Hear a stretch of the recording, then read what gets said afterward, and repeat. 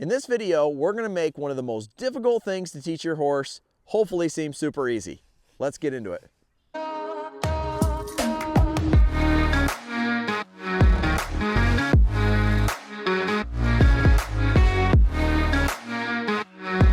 So you're probably wondering, what is this thing that we're talking about? And before I tell you what I have in mind, I want you to leave a comment below. What do you think is the most challenging thing to teach a horse? Any of you that commented flying lead changes. Flying lead changes, in my opinion, and my opinion is based on what I've experienced in real life, is one of the most challenging things to teach a horse. It's challenging for people, it's challenging for the horse. The reason I think it's challenging is because we're adding two things that are kind of difficult for horses. It's add a canter and it's changing directions at the same time. You don't have to change directions, but it's kind of asking the horse to change sides. So that's one of the reasons why it can be kind of challenging. So the better we get our horses at cantering, and the more psychology that we use while we're teaching it, the easier it can go. So I'm going to show you guys how I like to set it up.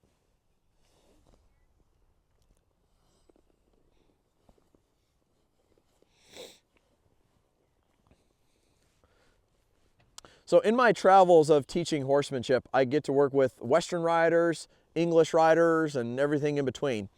And by far, the question that comes up amongst amateurs and professionals alike is lead changes. How do you do it? How do you do it? You know, it's like a common subject that gets brought up in those conversations.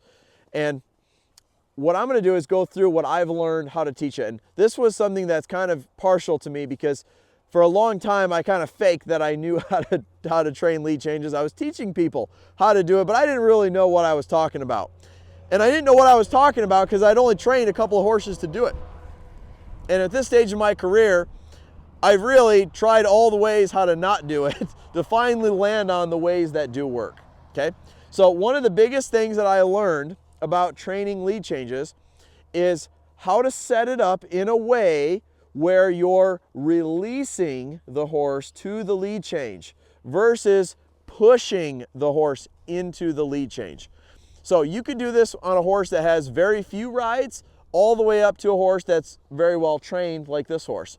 So, but you don't have to have a horse super trained to do this. You just got to set it up right. And they have to be confident enough to learn. So that's really key. If you have a horse that's worried at the canter, that's going to be a really challenging thing to do. So keep that in mind. Now, one of the first things that we're going to set up is the idea of releasing a horse to a lead. So the way I'm going to set this up is I'm going to ride her around at a trot and I'm going to loop around, okay? So I'm doing what's called a counter bend. So I have her nose tipped off to the left and I'm pushing her shoulders to the right with my left leg, okay? So watch how I do this. So I'm going to come around here, push the shoulders around, and then right as I kind of aim towards you guys, I'm going to release my leg right there, and then I'm going to give her the cue to lope off, okay? Now, I want to have that trained into her that is the release into the lead change, okay? So if she thinks when I take my leg off there, she should take a left lead or a right lead, that's going to give me a bonus. So I'm going to go ahead and try that again. So I'm going to bend her down to the right. I'm going to come down to a trot, push those shoulders around. Now I'm going to wait till we're kind of lined up in the arena where it makes sense to lope off. So about here, I'm going to release my right leg, smooch. That's the cue to finally lope. So me taking my leg away is kind of what I would call a prep step. It's what lets her know what's coming so that she can prepare and not get worried. So that one of the easiest things to have happen when you're trying to train a flying lead change is for the horse to get surprised when they feel the rider's new leg come on. So what a lot of people would do is they'd be on a right lead here and they would decide left lead and they would turn and go that way, left, and put this leg on. And that would tell the horse to switch. Now you can do that and it'll work, but because it's coming from pressure on and the horse feels a little bit like they got ambushed, they're likely to speed up through the lead change. Some of you may be watching this going, oh yeah, I kind of remember doing that. And I've did it myself too. I trained a lot of horses that way. and I got them all kind of worried in the canter, and then I would spend months trying to get that out of them and trying to get them to change leads without running off through the lead change. So here's what I learned to do. I'm going to show you 2 ways that I would canter a horse and release my leg to change leads. So the first way I'm going to do, and this would be for a horse that is greener and just doesn't know the lead change is coming, they don't have an experience with it. So the first way is going to be a canter leg yield and then release them to the lead change. The second way I'm going to do it, we'll get into that in just a minute. You got to keep watching the video here. By the way, if you've been watching these videos and you're enjoying them, hit that subscribe button. Make sure you're on this channel. It'll help me out a lot, and I'd appreciate it. Okay, so the first version here, we're going to do a canter leg yield. So I'm going to do a left lead, and I'm going to tip her nose to the right as I go, and I'm going to push her over to the left. Okay, so I'm pushing with my right leg, and then now I'm going to release that leg. That's when she can change leads. Okay, I said now, and I'm trying to time it when that inside front foot goes on the ground. So I'm going to go ahead and do one coming towards you now.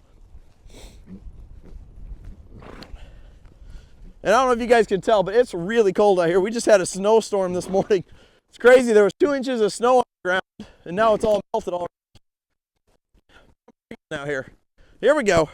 Nose to the left. I'm pushing her off my right leg. Over. She's anticipating it. Over. Release. There's the lead change. So I'm releasing her to the lead change. Now, that's how I would do it with a horse that's not thinking about changing leads. If I had a horse like her that knows lead changes and she starts to anticipate them, and some of her anticipation is a positive thing, but if they start taking over like she did there, she thought about changing before I cued it, that tells me I should start doing what's called a counter canter. Okay, a counter canter is going to be on the opposite lead of the direction you're going. So I'm going to be on a left lead going right. I'll be on a right lead going left. That's going to allow me to keep my leg on her, to keep her in a counter canter, so that when I want to change leads, all I have to do is take that leg away. So what I'm going to do here is I'm going to lope her around, put her into a counter canter, and I'm going to keep her there until I feel her relax and settle into the counter canter and basically forget about changing leads. Then I'm going to release my leg and let her change leads, okay?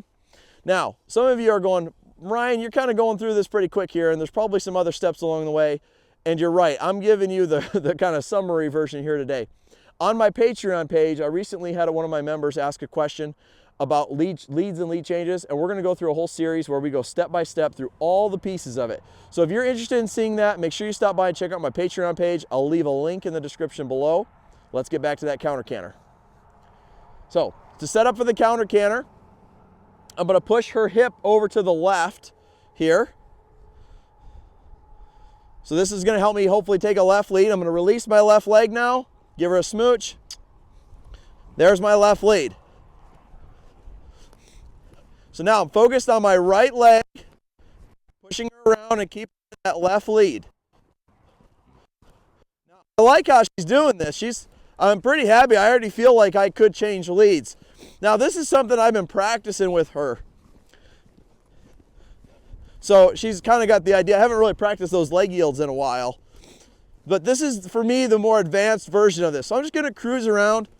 You know, my arena here is she thought about it there. My arena is pretty big, so it's pretty easy for me to make this circle. You know, if your horse is just learning this, you might cut the arena in half and just do a U shape versus a whole circle. And now I don't want to change. Whoops. Just kept working at it there until we got back in that left lead. What I was going to say is you don't want to change on a circle. So what I'm going to do now is I'm going to head straight across the arena. Straight, noses to the right. Release my leg. There's the lead change. So you can see it's pretty simple. Now I'm going to loop around here and get into a counter lead to the left. Counter canter here. So my left leg is on.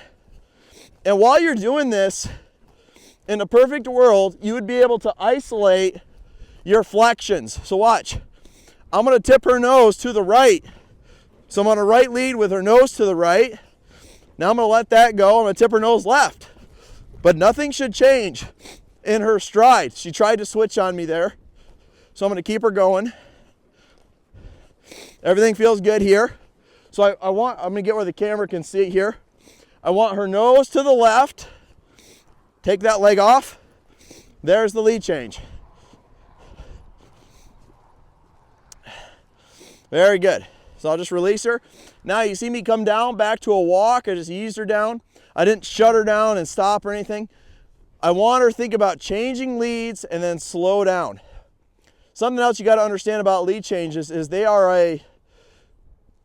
you're asking the horse to get more powerful in a different hind leg, but you are asking them to get more powerful in that leg. And because it does end up being an energy up move, I think that's why horses are susceptible to thinking about speeding up a little bit in that change. So frequently what I'll do, and this horse is pretty sensitive and can get pretty hot. If I didn't do all the things I was doing with her, she'd be a horse that would be a lot of horse to ride. And so by releasing her to it, that keeps her settled. And then after the lead change, just walk when I'm practicing. Don't just keep running around and working her hard or anything like that. Just help her get settled. So hopefully this video gives you some good tips on some more advanced riding, help with the lead changes. And it's a lot of fun to get into. So I'd encourage you to get cantering your horses, get counter cantering your horses, and start teaching your horse some really cool things. Hope you guys enjoyed the video. We'll see you on the next one.